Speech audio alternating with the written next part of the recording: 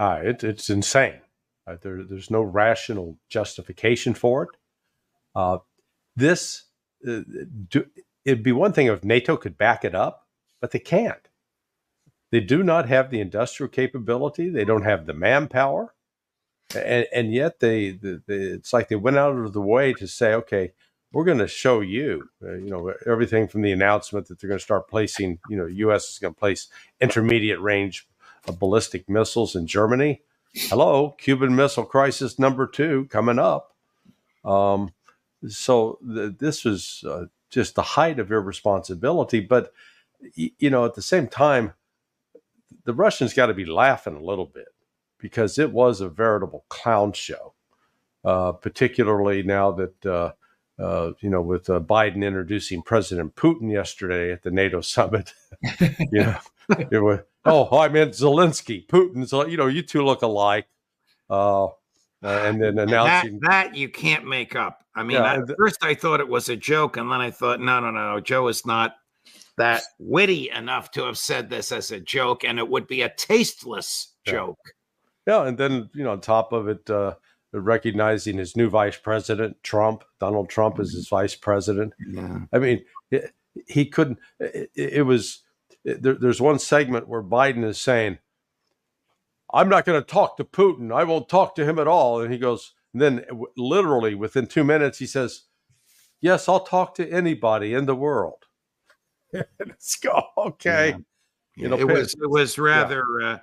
was rather disjointed, but some of the things, Ray, that they leaked, like Ukraine's march toward NATO is irreversible and inevitable, I thought was highly ill-advised. I also want you to explain, what is it that the Germans and the Americans agreed the Germans would produce and make available? Well, the inevitability of Ukraine's membership in NATO is really just words. Those were the words that were agreed beforehand. And Biden is said to have reluctantly acquiesced in them in return for assurances that corruption would be wiped out of Ukraine. Right. The more interesting thing is this highly unusual separate statement between the United States and Germany about intermediate range ballistic missiles. This was all prepared before the NATO summit, and it said so in this one paragraph statement.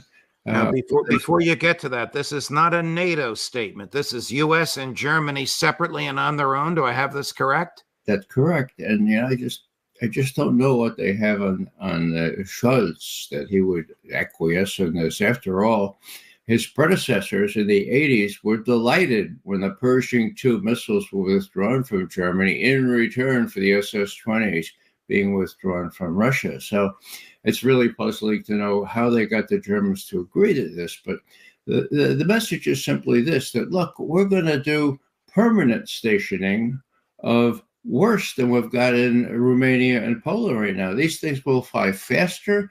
They're just about developmental right now, but we're going to do a really fast and hypersonic and all this kind of stuff.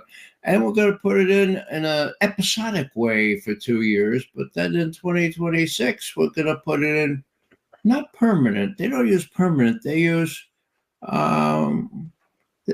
sustained or things short of permanent. So what are they saying? They're saying that we know that President Putin, just 12 days before, had said, look, this is real trouble. And specifically, if you use these Typhoon transporters, because that makes these missiles mobile, okay? And when they're mobile, they're hard to find. And when they're equipped with the most sophisticated hypersonic missiles, they're going to be hard to deal with. Now, Putin said that. He said that on the 28th of June. And this is Sullivan Blinken's response to it. Ha ha, here's a poke in the eye. We agree with the Germans that we're going to reintroduce what we used to have in Germany, the SS-20s. And Putin was very, very big on this. This was a well-advertised National Security Council meeting on the 28th of June. He said, look, in 2019, when Trump got out of the Intermediate Nuclear Forces Treaty, we said that we wouldn't produce this and we wouldn't deploy them unless the U.S. did. Now the U.S. is doing it. And so guess what? They already exercised them in Denmark and in the Philippines. We're going to have to deal with that. How does he say it? Well, it appears we need to begin producing these attack weapons. And then based on the actual situation, decide on where to deploy them to ensure our security. So this is a completely unnecessary escalation. It reduces warning time to about 10 minutes out of where it used to be about 20 or 30. And it's very, very, very challenging for the Russians to think that they're going to have to deal with this in 2 years.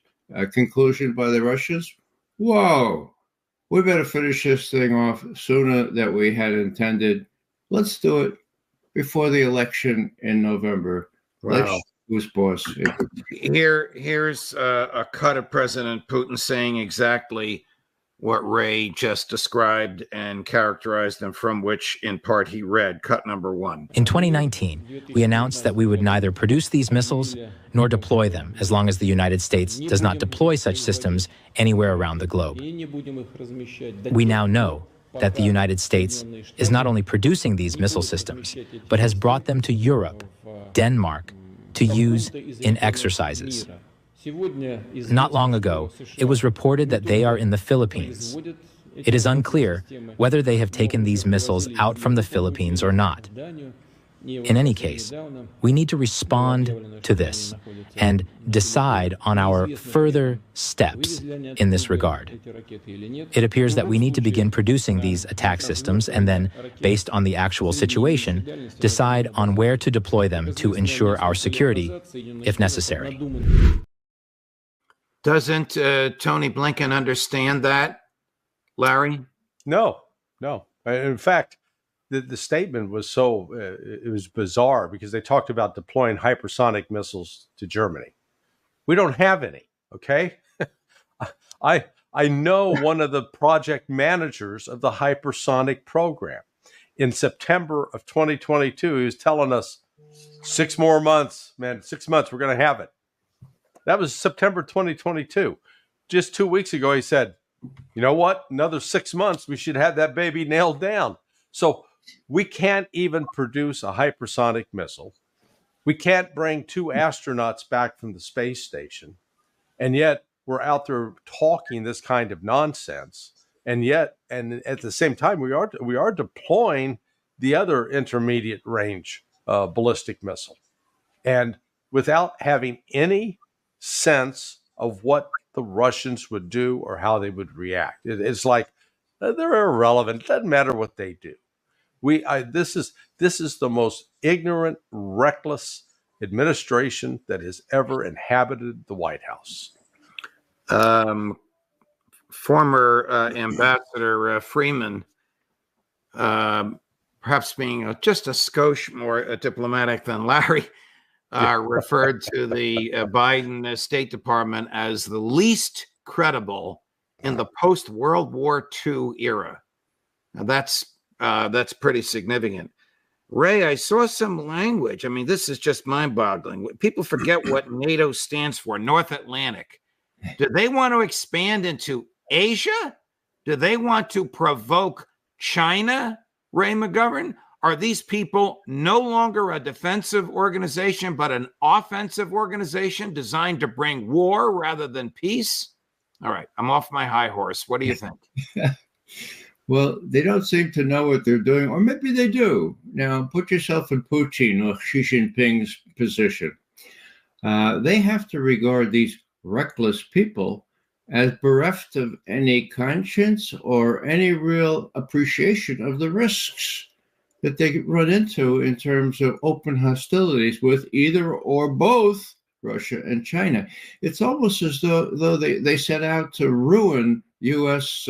equality, much less superiority, in taking on them both. So that was what really notable about the final statement from the summit, that it's China's fault that Russia's winning in Ukraine. China's giving them the wherewithal, not the weapons, but the little parts that went. And you know what, you Europeans, you can't have decent economic relationship with China if they think they're doing this. Just be advised, we don't think that's a good idea. Shun China.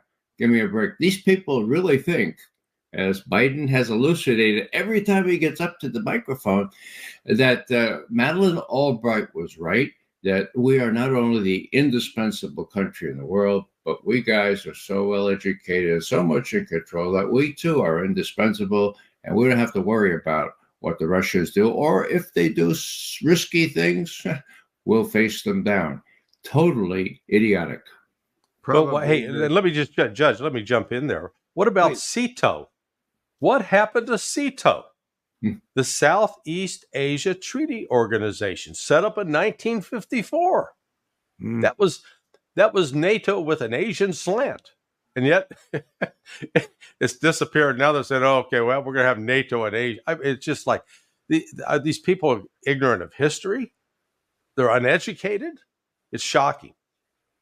In a tweet he posted just a few minutes before we came on air, Larry, Professor Ted Postal, whom we know and respect, reports that Ukraine has attacked another Russian nuclear warning system, this one an ORSK, O-R-S-K. Now, when they do something this reckless, do they run it past Lloyd Austin and Tony Blinken first, or do they just do it no matter what the likely and probable response will be? Well, they're not thinking through the consequences. And I always have confidence in Ted. I just want to know if this was coming from Ukrainian sources or Russian sources, because we had the previous report that, they attacked Orsk as well. And what it was a drone that didn't actually hit the facility. To my understanding right now, the Ukrainians do not have a weapon system that could actually hit one of the radars with enough force to destroy it, because they're relying upon drones. They just don't have a drone that big. The Storm Shadows, the Patriots, the other missiles, they won't reach that far. But still, it's a provocation, and it's an act of desperation on the part of Ukraine. What do they think they'll accomplish? Let's assume, Ray, that Professor Postal's sources, he's not there, Professor Postal's sources are accurate. What could the Ukrainians possibly hope to accomplish by provoking President Putin? You indicated earlier, just a few minutes ago, that this may result in the demolition of the Ukrainian military or the Ukrainian state before Election Day. They want it to happen faster? Well, some people want more hostilities sooner. It seems that Sullivan and Blinken, I don't think Austin is much of a figure here. He does what he's told. They're in charge. They want to appear really strong, not only before the NATO summit, but after the NATO summit. And the whole name of the game is to appear really strong before November. Now, they think that will sell. They're counting on Putin having continued patience with them. And I dare say they're probably right on that. He will not be provoked into doing anything he doesn't want to do. He has the capability, as I said before, to go all the way and take Kiev as well as Kharkov and Odessa. He's not doing that right now, but he can. And what Biden needs to know is that he could do that before the election. So is there an alternative? Well, sure there is. Orban has had discussions with Zelensky, Putin, Xi Jinping, Erdogan. He comes to Washington. Does Biden talk to him? No, I don't want to talk to him. So what does Orban do? He goes to Mar-a-Lago and he talks with Trump, a big fan of his, and vice versa. So, Biden is not being advised very well. I don't know if he's in control or not, but Blinken and Sullivan are playing brinksmanship But I don't think the Russians are going to rise to the bait. They're going to just whittle away at the Ukrainian forces at their pace, and we'll see what happens before the election. Larry, before we transition over to Israel and Gaza, Professor Doctorow reports that the Chinese military